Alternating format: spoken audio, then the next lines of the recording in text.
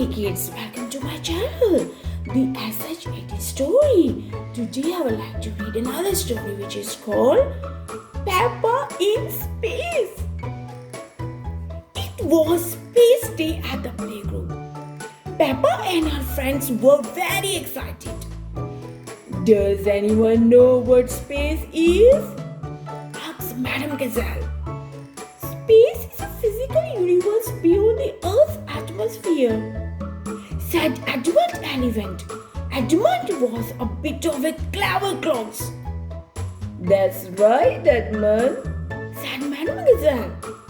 Today, we are going to talk about something you find in space. The moon! Shouted all the children. Yes, said Madame Gazelle. Can I live on the moon? Asked Danny Dog. It is possible, replied Madame Gazelle. But you would need to take oxygen, water, and lots of other things with you.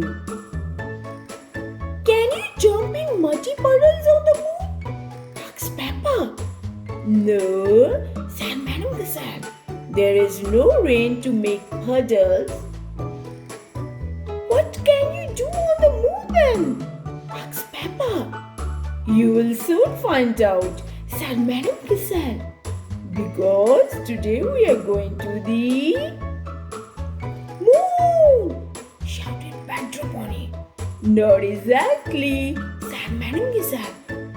We are going to the Space Museum. Oh, sighed the children. At the museum, you will train to be astronauts, said Madame Gazelle, and see what it's like to walk on the moon. Wow! Gasped the children. Miss Rabbit arrived to take everyone to the Space Museum. Really? We should be going there in a moon buggy? Said Danny. Not on a bus? How long until we get there? Asked Peppa. As long as it takes you to finish your apple, replied Miss Rabbit. I have finished my apple, said Susie Sheep. Does that mean we are there? How about we sing a song for Miss Rabbit? Suggested Madame Gazelle.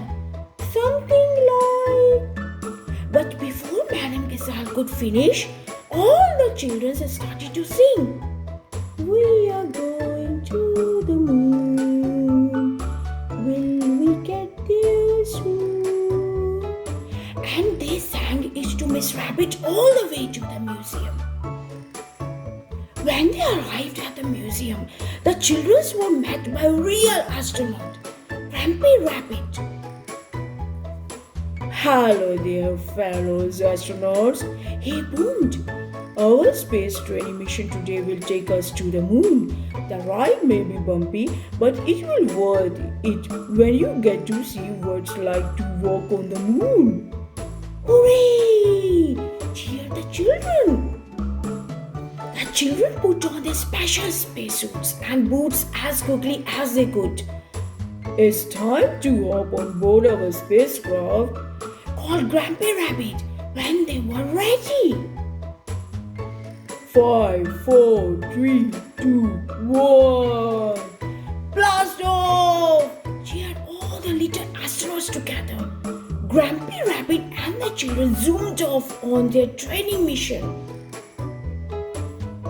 On the way to the moon, Grampy Rabbit told the children all about the different planets in the solar system.